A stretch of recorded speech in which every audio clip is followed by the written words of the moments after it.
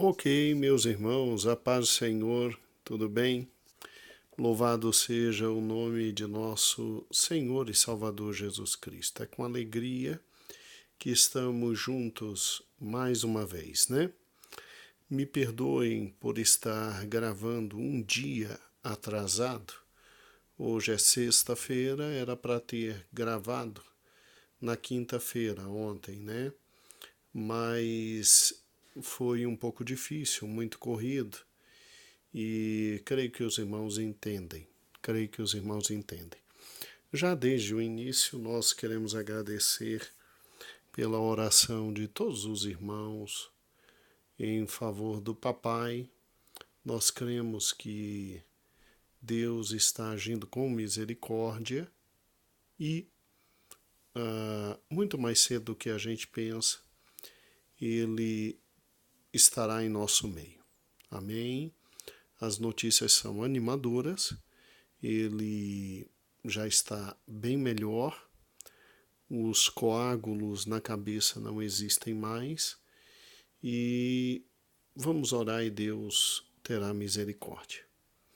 Amados, nós estamos então estudando a lição número 8, que fala sobre Brilha a Luz no Brasil, parte 2. E essa lição número 8 da revista, nós então dividimos essa lição em duas lições na escola bíblica dominical. Então, domingo passado, você ministrou a primeira parte dessa lição e nesse domingo você vai ministrar a segunda parte. Dividimos em 2 domingos por uma razão simples, porque a história desses primeiros homens que chegaram aqui bravamente, lutaram,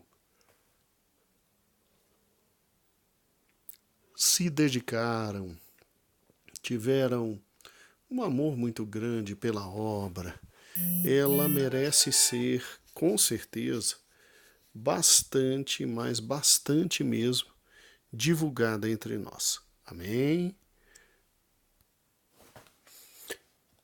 E, obviamente, daí a necessidade de trabalharmos com muita calma no tocante a estes personagens, né? Eles são muito importantes, muito importantes.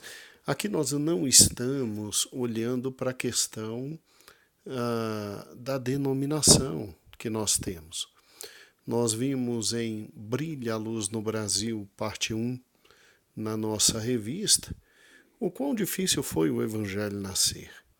Agora, no Brilha a Luz, parte 2, na revista, nós estamos vendo que, finalmente, as portas se abriram para o Evangelho. E não se abriram de forma grande, não. De forma maravilhosa, né? Foi com muita luta, muito sofrimento, muita abdicação, muita determinação que o Evangelho chegou aonde chegou, né, irmãos? E para já pegar o gancho, assim dizem, né, os queridos orientadores, para já pegar o gancho da lição passada.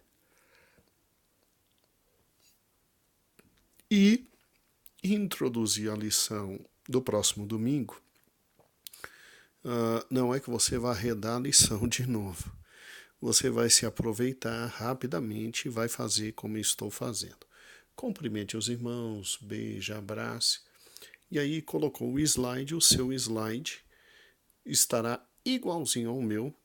E você começa dizendo que os primeiros imigrantes que chegaram e trouxeram a igreja para se estabelecer no Brasil foram os imigrantes alemães.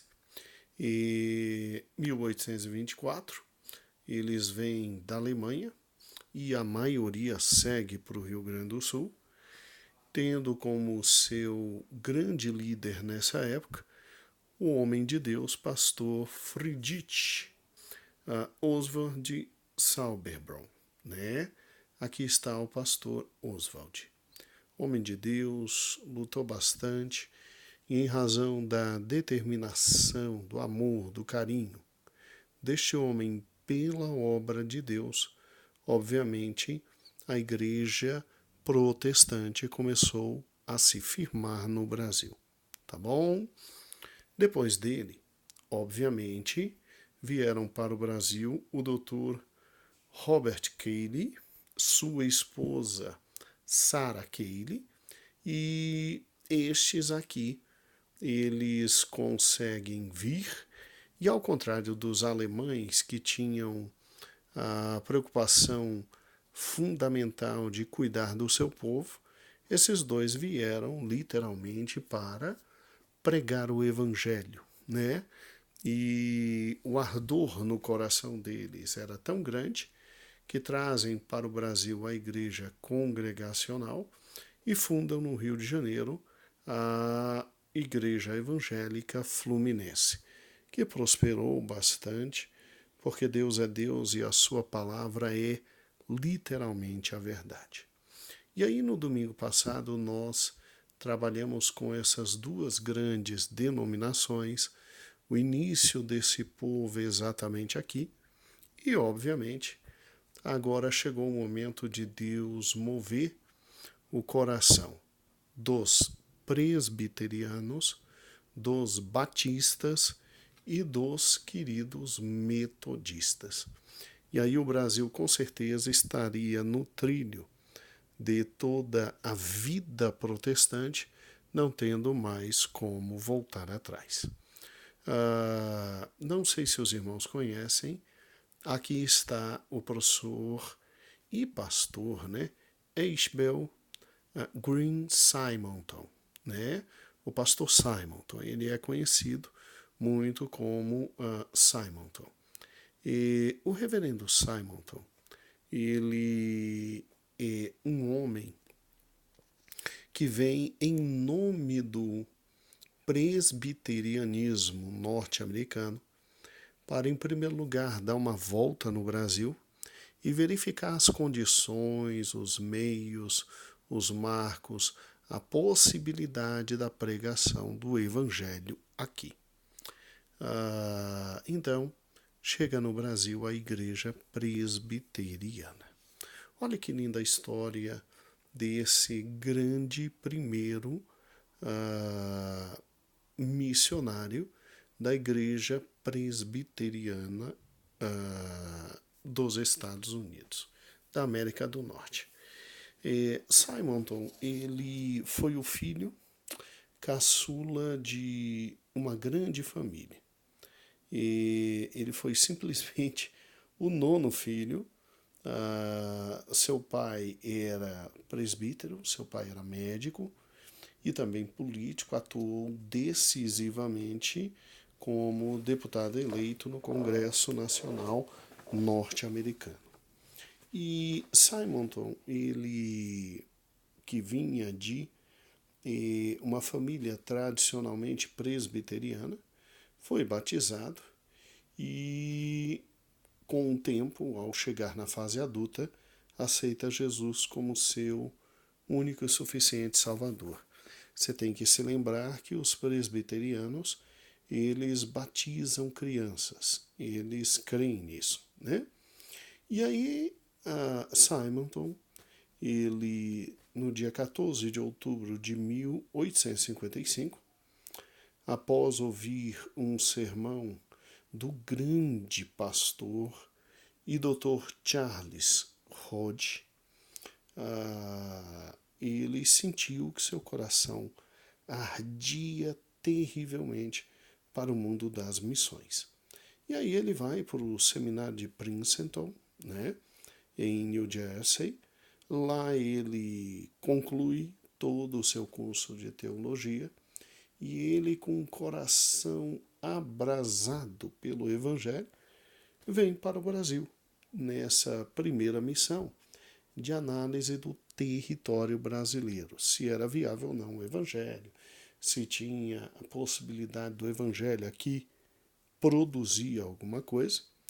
E interessante que ele faz essa viagem inteira, reconhece todos os dados e vai voltar para os Estados Unidos, levando todos os dados sobre o Brasil.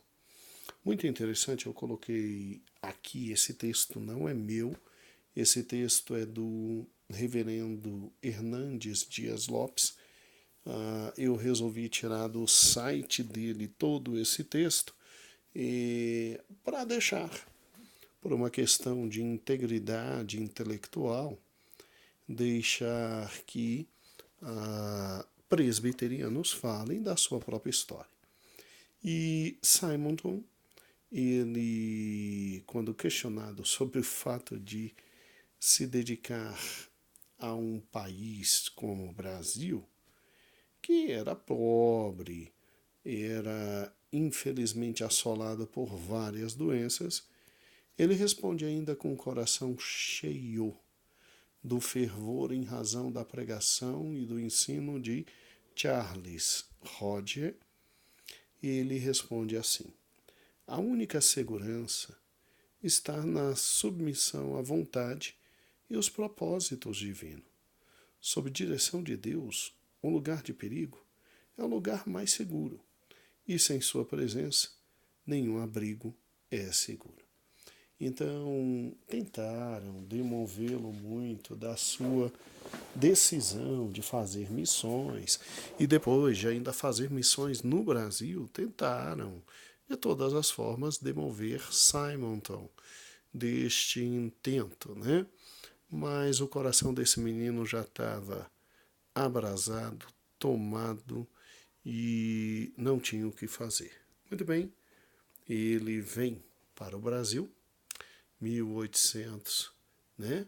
E 55 ele vem para o Brasil, ele chegando aqui, ele faz a primeira grande viagem de exploração e entendimento do que era o território brasileiro. E, obviamente, ao saber da enfermidade da mãe, adianta um pouco o seu retorno aos Estados Unidos com a esperança de ver a mãe, né? Mas, infelizmente, quando chegou lá, sua mãe já tinha falecido.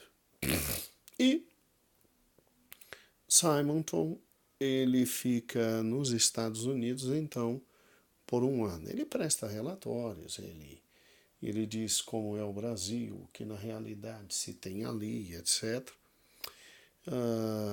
E aí, nesse tempo de um ano, que ele veio para cá e depois retornou para os Estados Unidos e ficou lá um ano, ele conhece uma jovem, se casa com ela, o nome Ellen Murdoch, e após 2 meses de casado, ele regressa ao Brasil.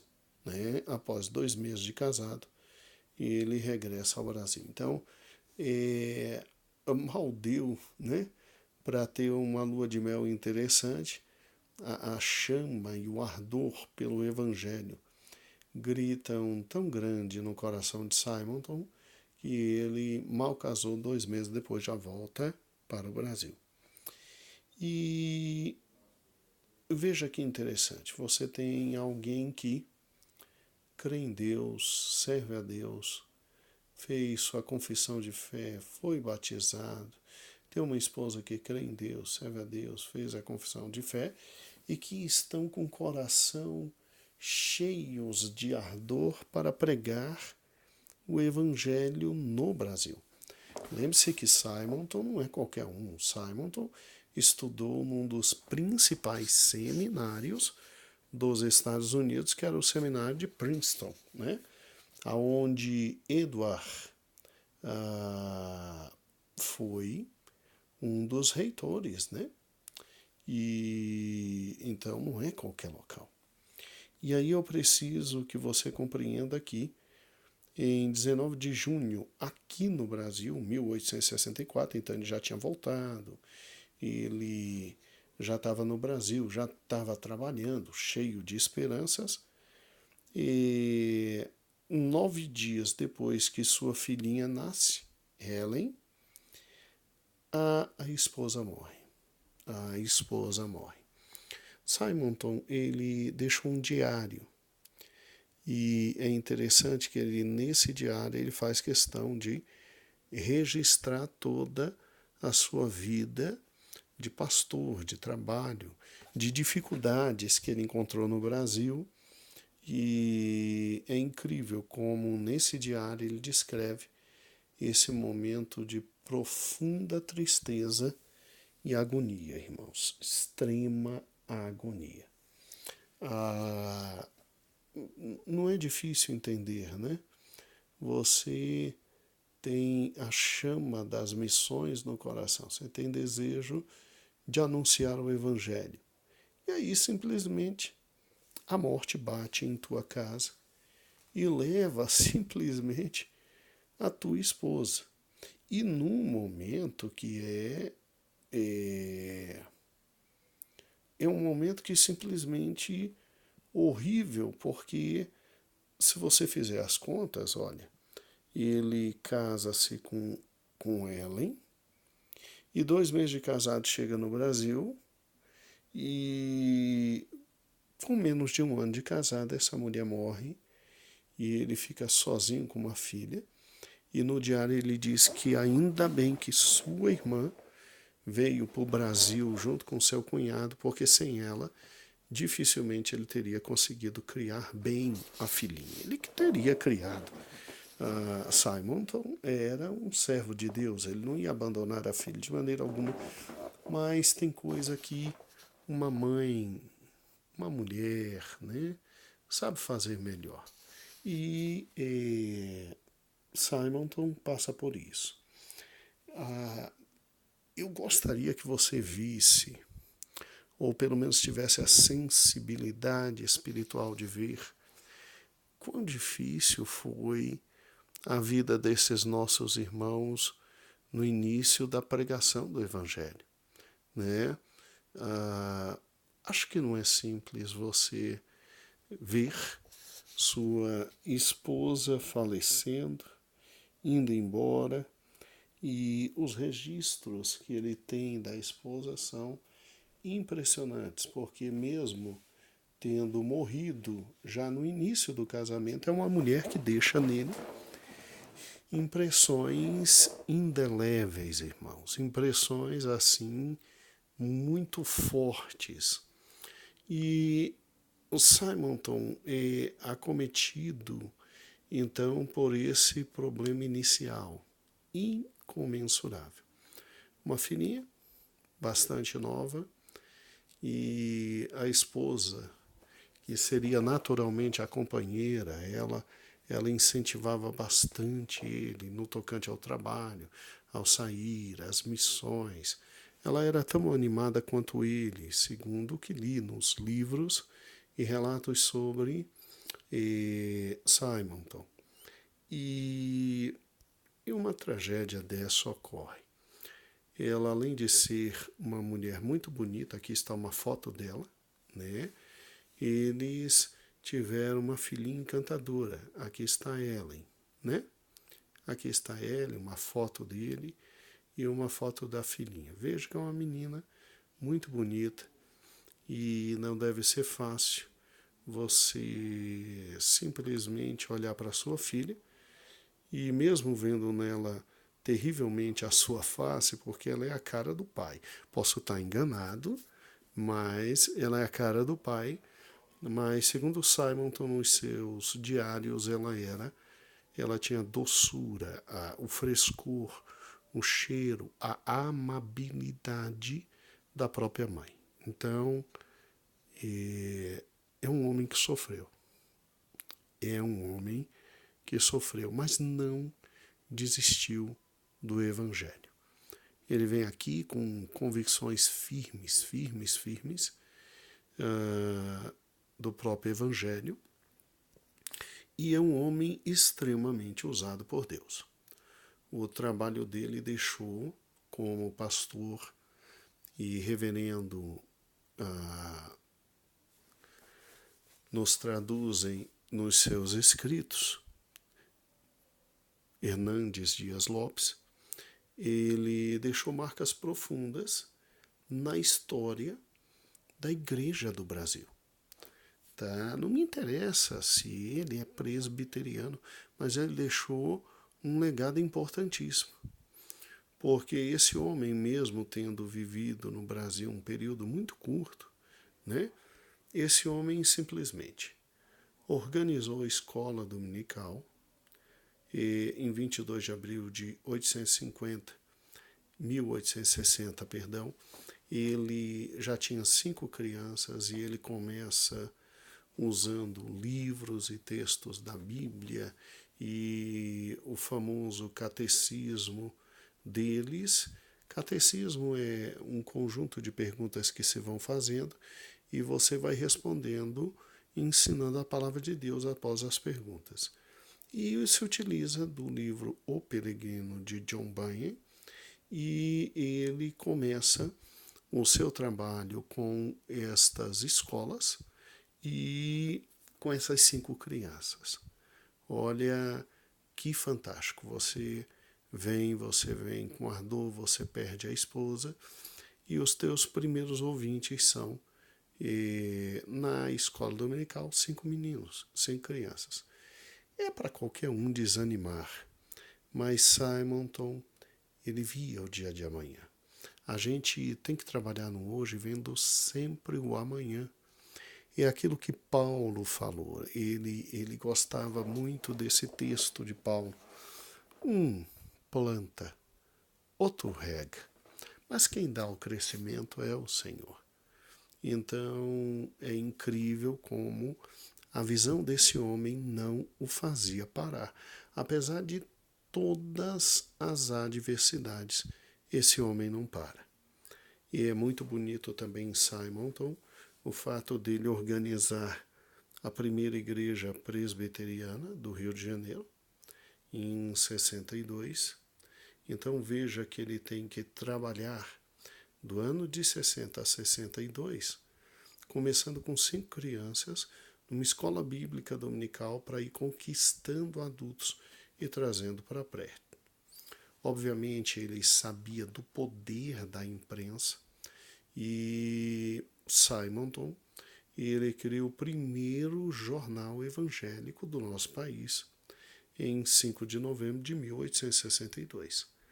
Até para se utilizar deste meio de comunicação em massa para alcançar os demais irmãos e alcançar não só os demais irmãos, principalmente os incrédulos. A gente precisa aprender isso com esse homem. Ele é um homem muito forte que nos ensina de forma profunda a utilização dos meios em massa. Irmãos, a gente tem que começar a pregar o evangelho através do Facebook, do YouTube. Não sei se pelo Twitter é possível, mas pelo WhatsApp. Nós temos que utilizar tudo que nós temos para pregar o evangelho. O meio que ele tinha para alcançar as massas foi o jornal. Então ele fez um jornal. Incrível, né? Com poucos recursos, absolutamente limitado, uma filha para criar, né? Graças a Deus, com auxílio de sua cunhada, ele conseguiu fazer, mas um homem absolutamente trabalhador e inteligente. Simonton também organizou o primeiro presbitério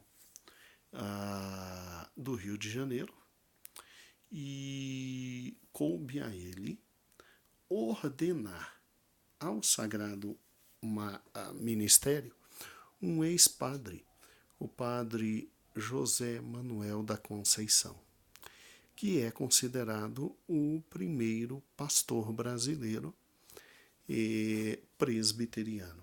Aqui um fato que me chama muita atenção, meu coração se alegra muito com isso, porque agora você não tem só norte-americanos trabalhando, você já tem no Santo Ministério, glória seja dada ao nome do Senhor, brasileiros atuando. E agora não haverá problema nenhum, mas nenhum, de expulsão dos presbiterianos, porque é um povo que está aqui em razão de quê? Em razão do convite do imperador, do rei brasileiro, para se estabelecer no Brasil. E acabou, essa galera parte para cima mesmo.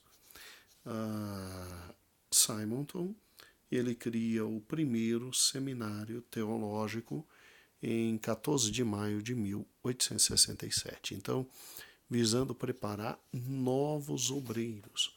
Olha a visão de um homem como esse. Ele cria o primeiro seminário teológico no Brasil.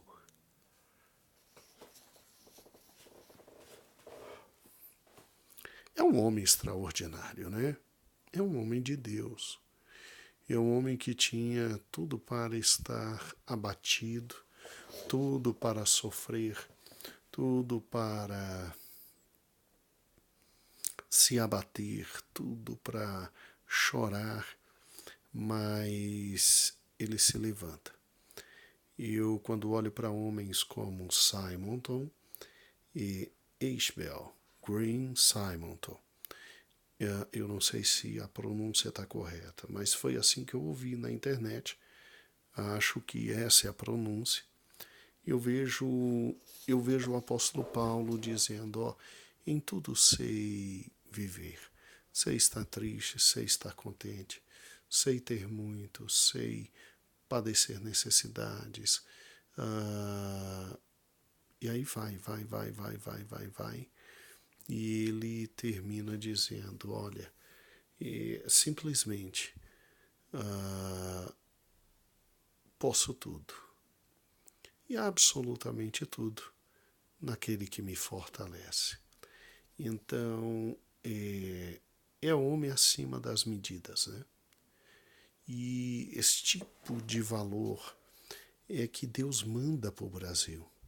Eu fico impressionado com o amor de Deus por nossa pátria. Não veio para cá gente mais ou menos. Veio gente preparada, gente dedicada, gente amorosa e gente que, diante de todas as dificuldades apresentadas, se levanta como homem de Deus para pregar o Evangelho.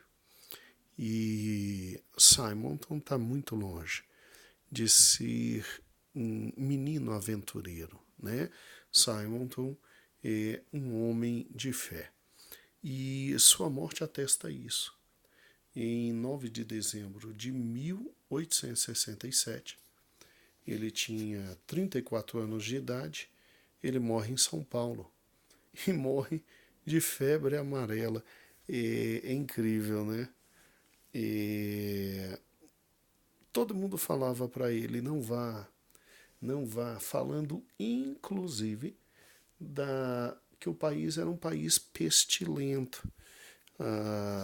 Ou seja, cheio de possibilidade de vírus, bactérias. E um homem como esse se levanta e vem e ainda morre de febre amarela. E é muito bonito, mas muito bonito mesmo, porque a irmã dele, né, e o cunhado dele, o reverendo Blackford, que vieram para o Brasil para ajudá-lo, e nos últimos lampejos de consciência dele, olha para ele e diz assim, Simonton, o que será dos crentes e do trabalho que você está deixando? Porque eles olhavam para um canto e para o outro, e mesmo vendo o pastor, primeiro pastor presbiteriano legitimamente brasileiro, que deixou de ser padre, o José Manuel da Conceição, e eles não viam em José Manuel da Conceição a mesma desenvoltura, a mesma possibilidade de Simonton.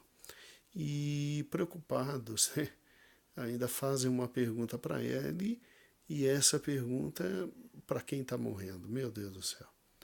E a resposta de Simonton demonstra a grandeza desse homem. Ele diz assim, Deus levantará alguém para tomar o meu lugar. E ele fará o seu trabalho com os seus próprios instrumentos. Nós só podemos apoiar-nos nos braços eternos e estar quietos. Ou seja, ele olha para a irmã e ele diz, o trabalho é de Deus. Assim como Deus me trouxe, Deus levantará outro. E Simonton estava correto.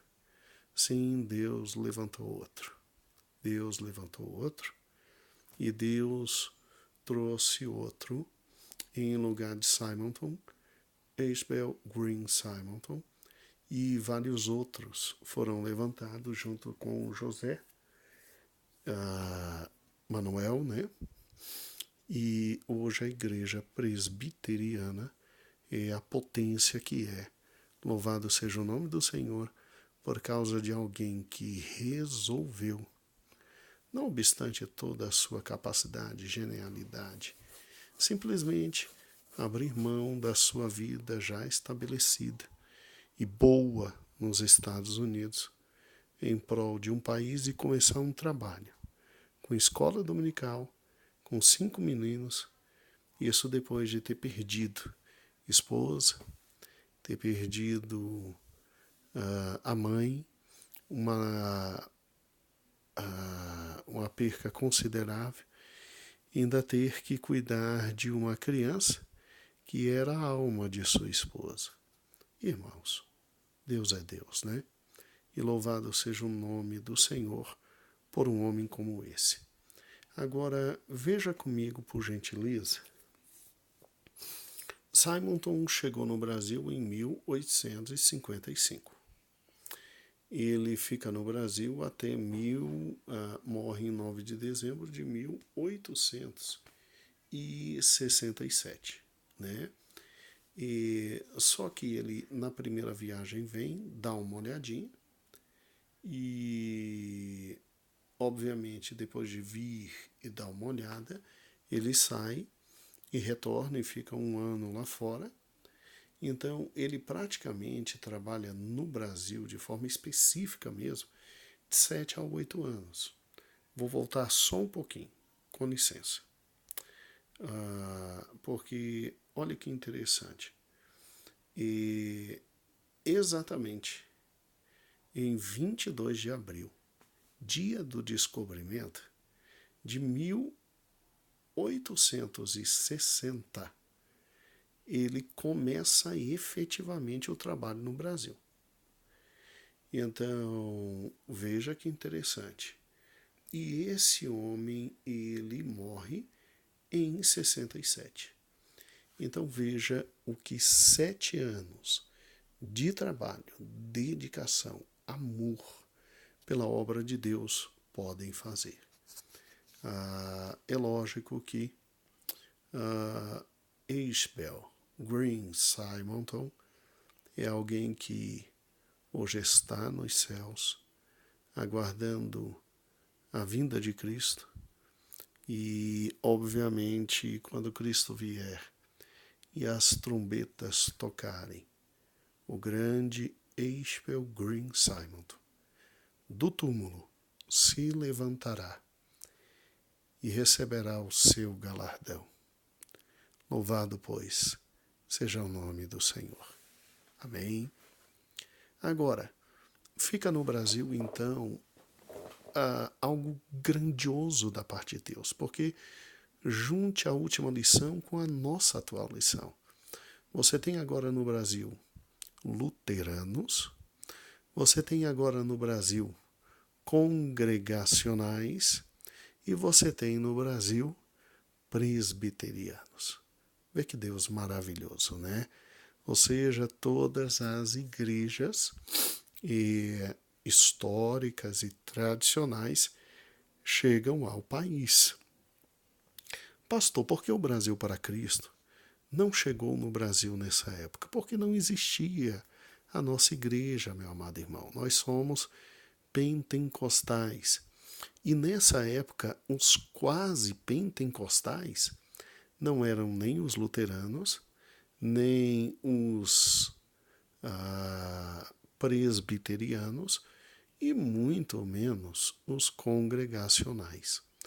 Os quase pentecostais nessa época eram os metodistas, o povo do coração cheio de ardor, o povo de John Wesley, que também vai chegar no Brasil, tá?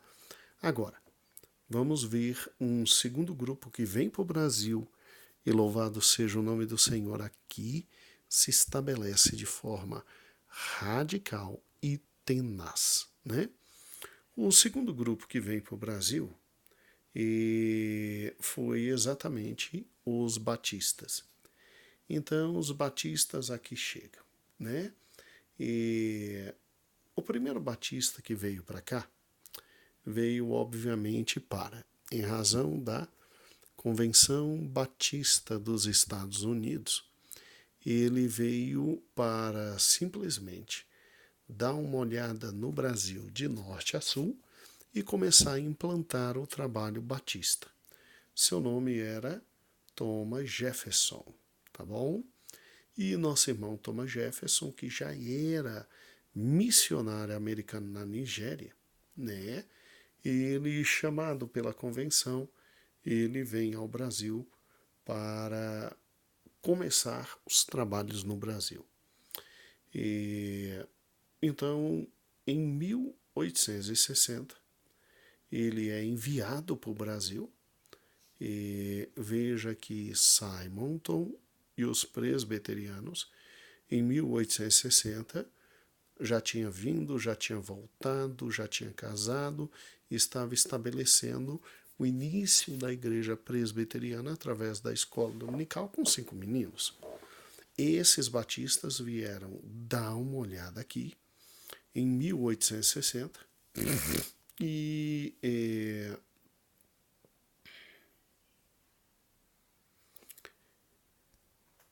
só não prosperou por causa da doença e, infelizmente, porque sofreu muita perseguição aqui. Ele chega em 1860 e fica aqui 8 meses, nosso amado irmão Thomas Jefferson, e devido a problemas de saúde, né, ele ter problema sério também com a febre amarela, e como os batistas são muito mais avivados que presbiterianos, muito mais radicais na palavra, eles trabalham muito mais forte com a questão do evangelismo e tudo, principalmente porque estes batistas que aqui chegaram, eles eram, nesse momento, não de uma linha calvinista, eram de linha arminiana. Então, tinham que pregar, tinham que correr atrás, porque acreditavam que o amor de Deus tinha alcançado todas as pessoas, né? Então, olha que interessante, eles tinham uma mensagem muito, muito mais forte e, obviamente, contrastante à mensagem, os ensinos católicos. Não deu outra, pelo fato do catolicismo ser a religião oficial do país, porque o nosso país só se torna independente em 1881, né? E a gente está em 1860 ainda, era Dom Pedro aqui, era o catolicismo. E aí esse amado irmão Batista tem que retornar porque, infelizmente, foi expulso praticamente do país. E aí chegou lá, chegou nos Estados Unidos, contou tudo e absolutamente tudo. Eles tiveram uma convenção muito bonita e um general norte-americano, ele com o coração inflamado pelo Espírito Santo, ele simplesmente discursa e ele consegue fazer com que a convenção de missões da Igreja Batista Norte-Americana envie para o Brasil um casal extraordinário para aqui no Brasil trabalhar. Então, os batistas aqui se estabelecem com os nossos amados irmãos Begbie. Aqui está uma primeira foto deles, né? Os Begbies chegam no Brasil e os primeiros anos, obviamente, são de muito trabalho. Eles não vêm sozinhos. eles vêm com um segundo casal de missionários norte-americanos, os Taylors, tá bom? Mas os Babies, eles são muito mais fortes e muito mais preparados e muito mais dedicados. E, bem, em 1882, eles conseguem, depois de muito trabalho, organizar a primeira igreja batista, literalmente voltada para a evangelização do Brasil. 1882. Eu não estou dizendo que os batistas só chegaram em 1882 ao Brasil. Não estou dizendo isso. Os batistas, em razão da guerra da secessão nos Estados Unidos, o norte contra o sul e o sul contra o norte, o sul querendo manter a escravidão nos Estados Unidos e o norte querendo acabar com a escravidão. Aí a história nos ensina que o norte ganhou, o sul perdeu. E aí muitos batistas, em razão da guerra da secessão, vieram parar exatamente aonde? Vieram parar no Brasil. Teve uma leva de batistas que fez com que no Brasil chegasse em uma única semana quase 2.000 batistas. Então a igreja no Brasil, que estava crescendo com calma, através dos rallies no Rio de Janeiro, através dos luteranos no Rio de Janeiro e no sul e sudeste, né? Através dos nossos amados irmãos presbiterianos que começavam a, com muita calma, exatamente fazer um trabalho extraordinário, e vê agora uma leva de crentes batistas fugindo da guerra de secessão. Ninguém quer morrer numa guerra. Fugindo da guerra, vindo para o Brasil. E de forma maravilhosa, Deus realmente permitiu que isso acontecesse. E assim muitas igrejas, muitas casas batistas já eram absolutamente centros de evangelismo no Brasil, e esses nossos irmãos vieram, os Babies, né?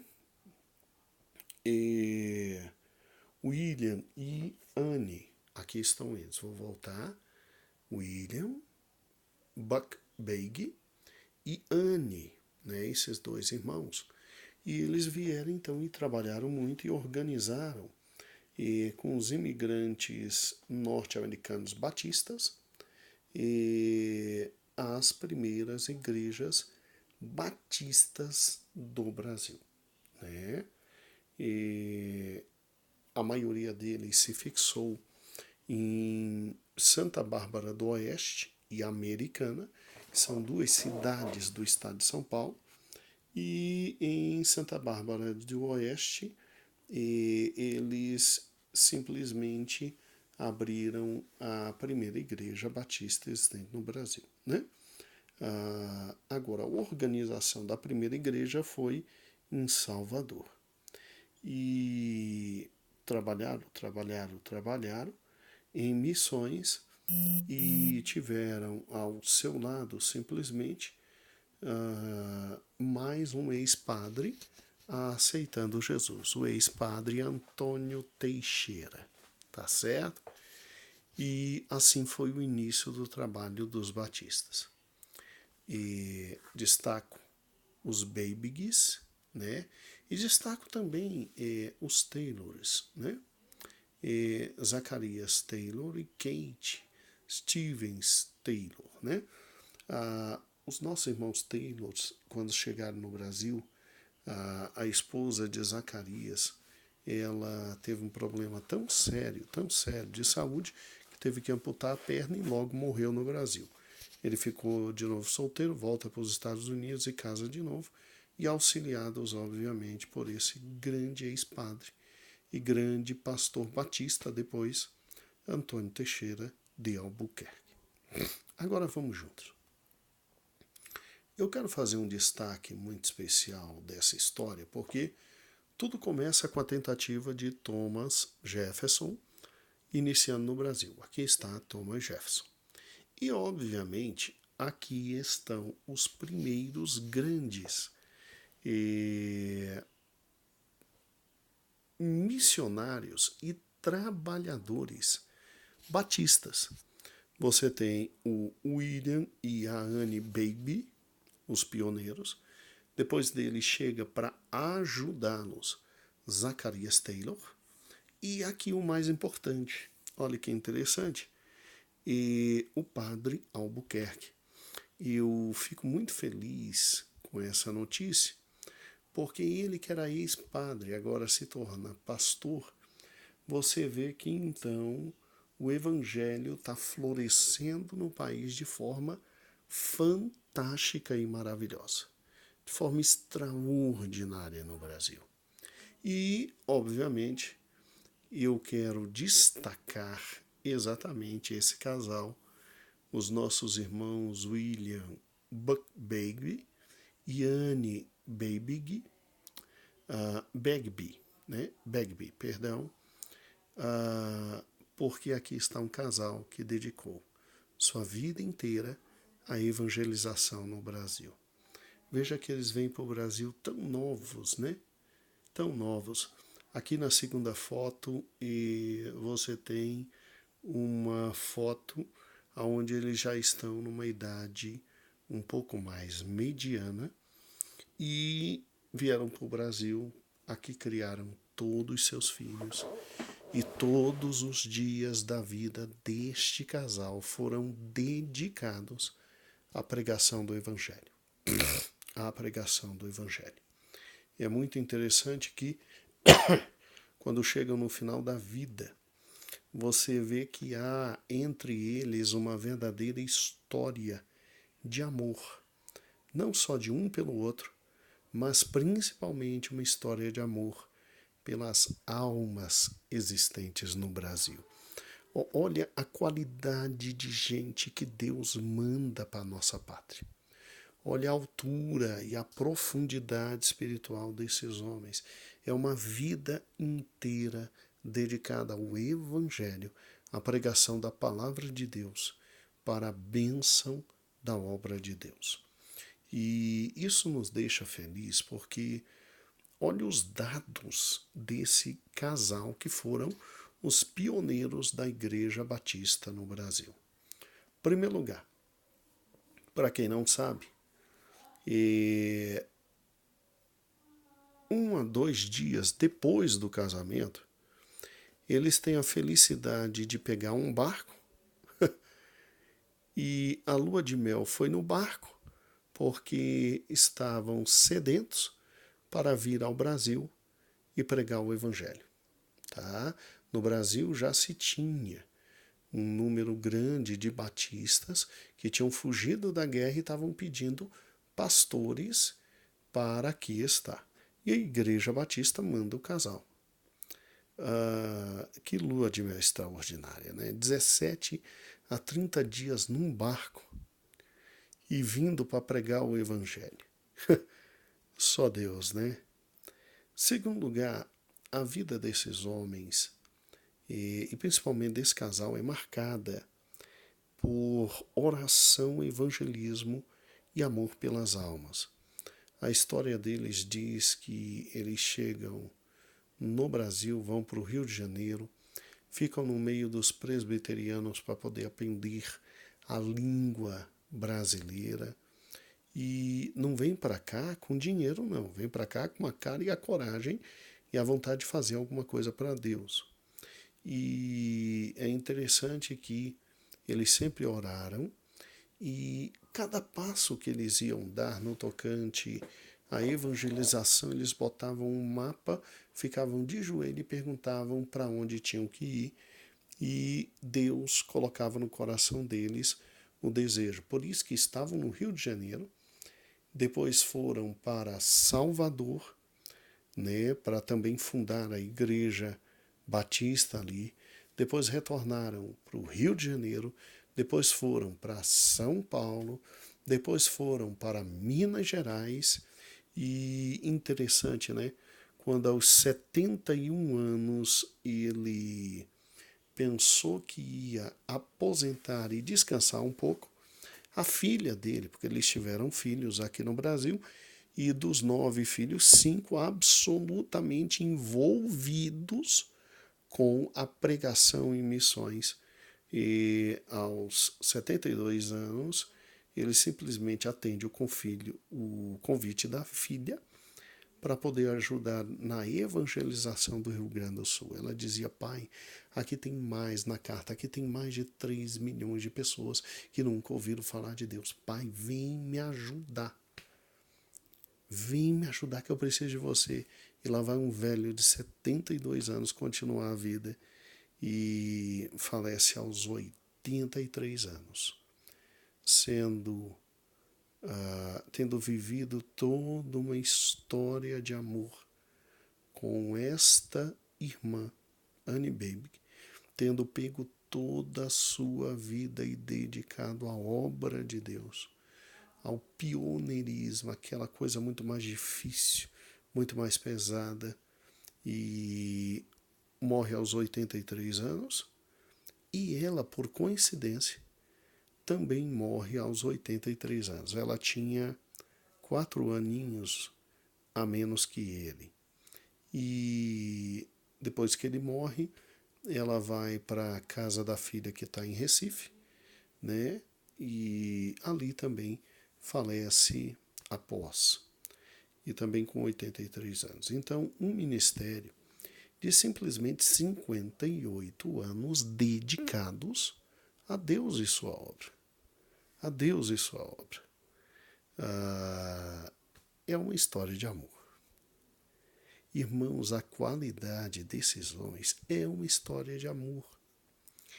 E aí, olha que interessante, realizações dele, fora a grande realização de ter filhos, cuidar dos filhos, e sempre olhar para a igreja, e olhar tanto para a igreja que os filhos continuam todos os passos dele.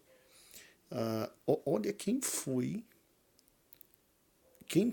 esse homem e esse casal. Ele simplesmente fundou a primeira igreja batista brasileira, que foi na Bahia, né? Lembre-se que ele chegou no Rio, ficou ali até aprender a língua e orou, e Deus o enviou para a Bahia em 31 de agosto de 1882. Lembre-se que ele simplesmente também fundou a primeira igreja batista do Rio de Janeiro em 1884. Aí depois ele funda a primeira igreja batista de Campos, também no Rio de Janeiro, 1891. Depois ele simplesmente funda a primeira igreja batista de Niterói, 1892. E depois ele funda a primeira igreja batista de Juiz de Fora, em Minas Gerais, 1894. Depois ele funda a última igreja que ele conseguiu fundar, a primeira igreja batista de Belo Horizonte, em 1896. Se você parar e pensar, raciocine comigo, é uma vida inteira dedicada a Deus. É uma vida inteira dedicada a Deus. Depois que ele funda a primeira igreja batista de Belo Horizonte, aí ele passa muitos anos aqui trabalhando, porque o fundar de uma igreja é o trabalho até que aquele trabalho cresça e a igreja consiga sobreviver. Sem ele, aí é que William Begbie saía e ia fundar outra igreja. E o que é interessante, maravilhoso, é exatamente isso. Olha o que esse homem faz. E quando ele pensa que vai poder descansar, a filha o chama ao Rio Grande do Sul. E lá vai William Begbie com sua esposa, ele com 72 anos, ela 4 anos a menos, portanto 68 anos, e vão os dois velhinhos ainda trabalhar o resto da vida lá no Rio Grande do Sul, ajudando a filha. A história conta que, um dia antes dele morrer, ele estava fazendo o que melhor fazia, levando almas a Cristo. Uma jovem aceitou Jesus, ele dorme muito feliz naquela noite e no outro dia ele falece. E que grande homem do Senhor Jesus. Então, o que eu quero que você entenda é que agora o Evangelho vai. Ou seja, agora nós temos no Brasil exatamente e completamente homens dedicados e abdicados à obra de Deus. Quando eu olho para a vida dos Bigbys, eu só vejo de novo o texto bíblico de Paulo, sei estar contente, sei estar com fartura, sei estar rico, sei estar pobre, sei estar em desespero, sei estar em alegria. E, obviamente, ele termina: tudo posso naquele que me fortalece. Então, veja o amor de Deus pela nação brasileira. Agora, é óbvio que se dos Estados Unidos veio absolutamente tudo, batistas, presbiterianos, congregacionais, e parte dos alemães também vieram dos Estados Unidos, parte da igreja luterana veio principalmente da Alemanha, a maior parte, obviamente, da Alemanha. Não ia deixar de chegar aqui os quase pentecostais da época, né? O povo que tinha pego o evangelho e tornado o evangelho de novo uma chama ardente no mundo. Os discípulos de John Wesley, que foi um dos grandes discípulos de Cristo. Ou seja, chega no Brasil a chama do avivamento, por intermédio dos metodistas. E aqui não é possível você só contar a história. Aqui não. Aqui é gente, irmão, cheia do Espírito. Aqui é gente que fala em línguas. Aqui é gente que é de todos os protestantes os mais fervorosos. Aqui é gente que é discípulo de John Wesley. Você se lembra? Proibido de pregar na igreja anglicana, ele olha e diz: então tá bom, o mundo é minha paróquia. Homem que pregava para mais de 10 mil pessoas, 20 mil pessoas, 30 mil pessoas. As pessoas iam à casa dele para ouvir pregações. O que mais pregou de todos os pastores. Um homem de uma intelectualidade altíssima, altíssima, altíssima, altíssima. Uma coisa assim, mais do que fantástica. Mais do que fantástica. E pôs fogo na Inglaterra. É lógico que Wesley não morreu criando a igreja metodista. Quem criou a igreja metodista foram os discípulos de Wesley, que não foram mais aceitos dentro da igreja anglicana. Mas o fogo começa com Wesley, John Wesley, Charles Wesley. Agora, olha que interessante. Aí aqui o que eu fiz? Eu coloquei a face dos 3 mais importantes metodistas que vieram para o país e inflamar o Brasil com o poder de Deus. Para você ter uma ideia, quando descreviam os metodistas, os católicos diziam que os metodistas eram, de todos os protestantes, os piores, os mais audazes, os mais chatos, os mais difíceis de se lidar. Mas é lógico, era o povo do coração ardendo, o povo que tinha um coração extraordinário. E aí, aqui, nesse ponto da lição, eu quero que você peça para o povo abrir, obviamente, na página 79 e na página 80 e na página 81. E como é que você vai dar essa parte da lição? Essa parte da lição Eu coloquei os três principais, e aí você diz, irmãos, chega no Brasil, graças a Deus também, o fogo do avivamento que os metodistas trouxeram. E ele chega como? Em primeiro lugar, através do pastor Font Eliot. Fontaine Eliot, aquele pastor que veio para o Brasil para sondar como era o Brasil. Ele foi enviado pela Convenção Norte-Americana Metodista, que simplesmente nessa época já era o número maior existente de protestantes nos Estados Unidos, e ele veio para cá. Aí você pega na página 70 e diz, vamos abrir e lê com eles essa parte, os metodistas, os missionários metodistas. E aí lê aqui, ó, os metodistas provenientes de John Wesley, era a maior denominação. Aí vai chegar em Fontaine Eliot, aí você diz, olá, a cara dele, aí mostra a cara dele. E aí diz tudo, e absolutamente tudo, e que Eliot fez, ok? Eliot fez. E aí, obviamente, Eliot volta e fala de forma tremenda sobre o Brasil. Aí, o que acontece? Bem, acontece que eles simplesmente mandam para o Brasil 2 novos missionários para poder começar o trabalho no Brasil, que foi Robert Justus Spalding e Daniel Parch Kinder. Daniel Parch Kinder, eu fiz questão de destacá-la aqui, ó.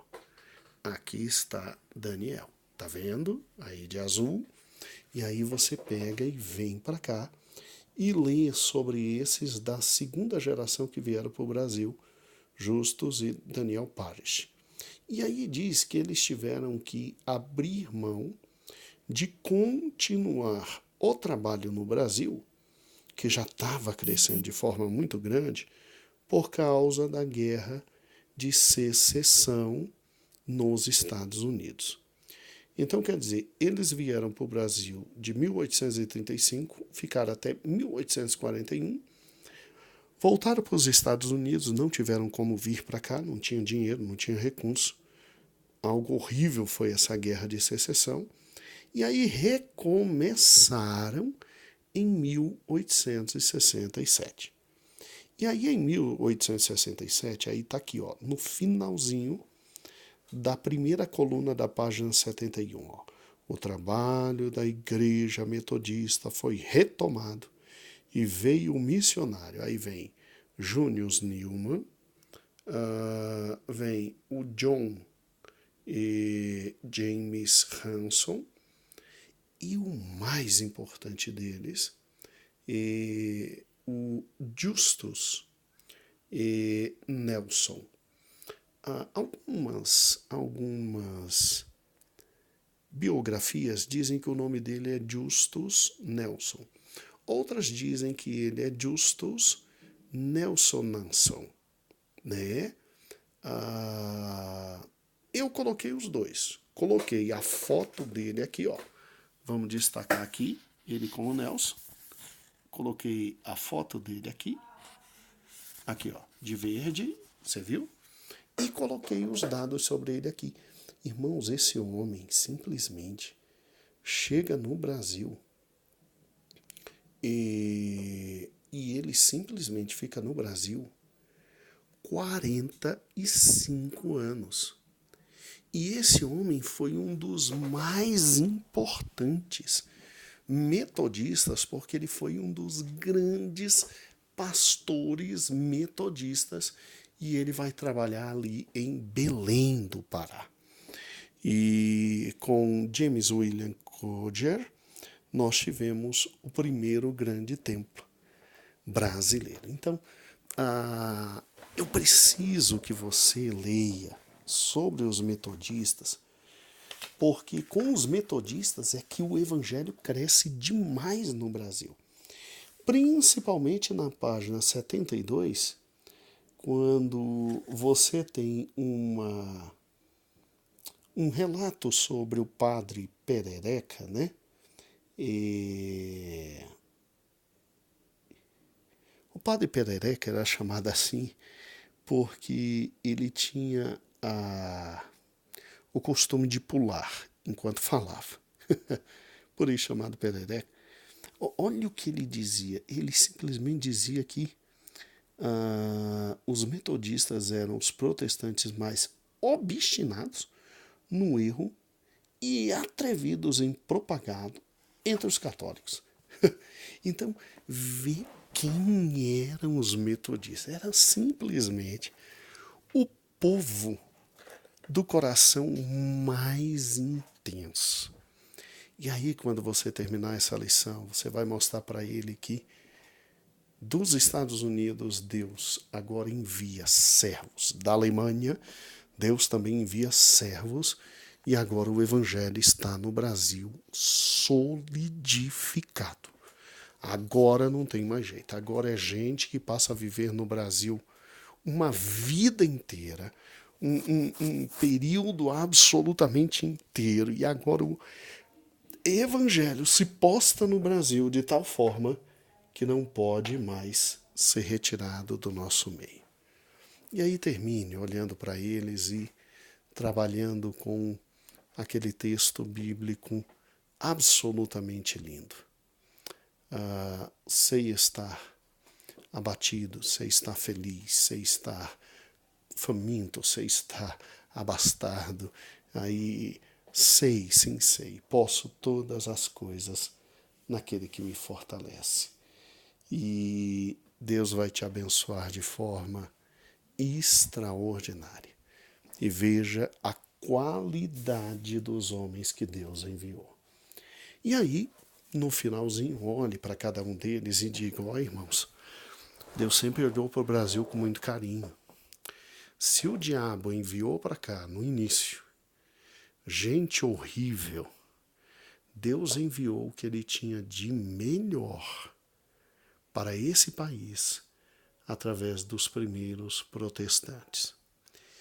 E não se engane, a cada geração, o Senhor não deixa de nos dar o que há de melhor, porque Deus tem algo maravilhoso com o Brasil.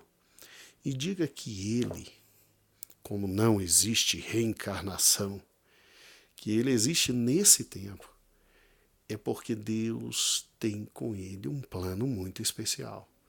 E que Ele está nessa obra, porque Deus, por intermédio dele, dentro dessa obra, quer usá-lo e quer abençoar o Brasil. Olhe para ele e diga: você e eu somos o que há de melhor para esta pátria.